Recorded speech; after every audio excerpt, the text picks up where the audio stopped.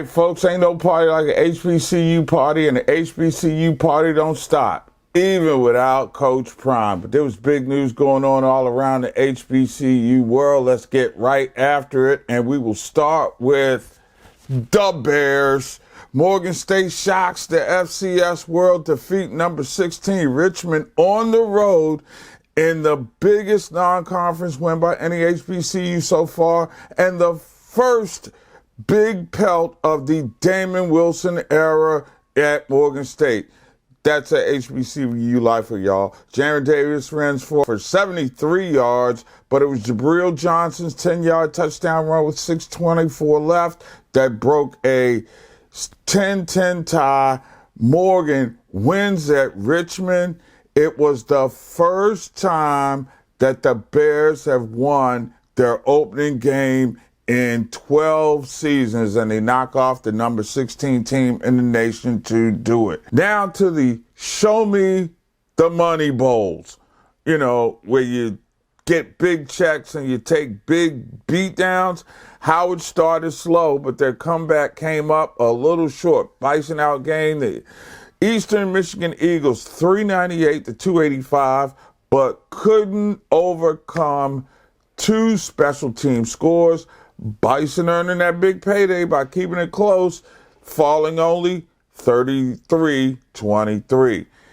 Now, from a $1 million whipping file, I'll give you Notre Dame and 53. That's all I got to say. Notre Dame, 56, Tennessee State, 3. But Eddie George brought home a really big check, like 7 figures.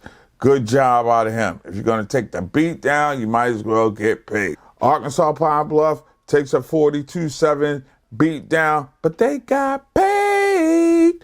Vanderbilt beat up on Alabama A&M 47-13. That was a cha-ching moment. Southern Mississippi beats up on Alcorn State in the Brett Favre Bowl, because we know Brett is writing checks. Delaware State, Norfolk State, and Mississippi Valley all lost to Division II black college programs in week 1. However, the defending champion from the MEAC and the national champion, that North Carolina Central, they handled their business against the former CIAA rival. Bowie with the huge upset as the Lee Hall era begins with disappointment in Dover. And here's a news flash, boys and girls. Henry Frazier can still coach. Just ask Norfolk State. Virginia State literally punked the Spartans by rushing for 316 yards.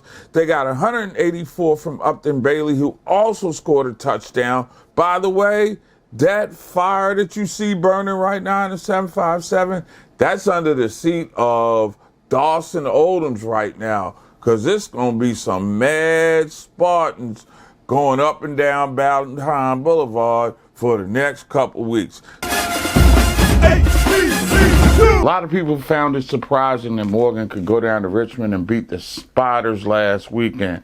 But I get the feeling that Damon Wilson, the Bears' second-year head coach, wasn't one of them. As a matter of fact, when you listen to a few of the comments that he made with me during my interview with him at the MEAC Media Day, you get the impression that the Bears' second-year coach knew his team could be sneaky good. What'd you learn from your first year? The biggest thing is understanding my players, learning those guys, trying to see who we could count on, who we couldn't count on, the guys that, it was a team, the guys that wanted to be successful, wanted to be taught the game, but, we had to spend some time together, and that's what we've been able to do over this last year, and I'm excited the direction we're going in. How much farther are you along in the rebuilding process, having gone through this last 12 months than you were when you first took over? Oh, I think we've leaps and bounds. We haven't had an opportunity to lay down that expectation. We had an opportunity to show the guys that when I stepped in, there was 47 guys on the roster from that spring. We're bringing 110 guys into camp. We had to cut down from 150 to come into camp. Guys want to be a part of what we're doing. Our coaches have done an outstanding job in recruiting. So, like I said, I'm excited. The guys did a great job in the classroom. I think our spring GPA was around the 3.0. That's as high as it's been, to my understanding, quite a while. So I'm excited about that. And when you have success off the field is when you're going to have success on the field. College, stand up! HBCU! Forgive me if this comes off as a parting shot, but I took a lot of grief last weekend on the HBCU Sports Nation fan page on Facebook for saying that we congratulate Coach Prime.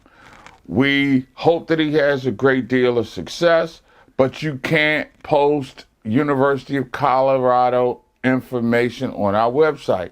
The last thing Coach Prime needs is more publicity. He's got Barstool, he's got ESPN in his back pocket, and anybody who considers themselves a college football analyst thinks that he's, well, walking on water.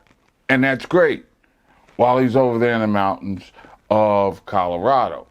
And while we do admire and appreciate his hard work and bringing more attention to the HBCU sports world, here's a news flash.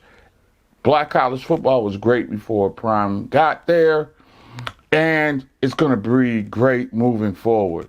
And I'm sorry if you call me a hater, but just think about this. How many of you for years have said, if the best black players was coming back to black schools and staying there, we could be great? The two best black players in HBCU football, Shedeur Sanders and Travis Hunter, both left with Prime.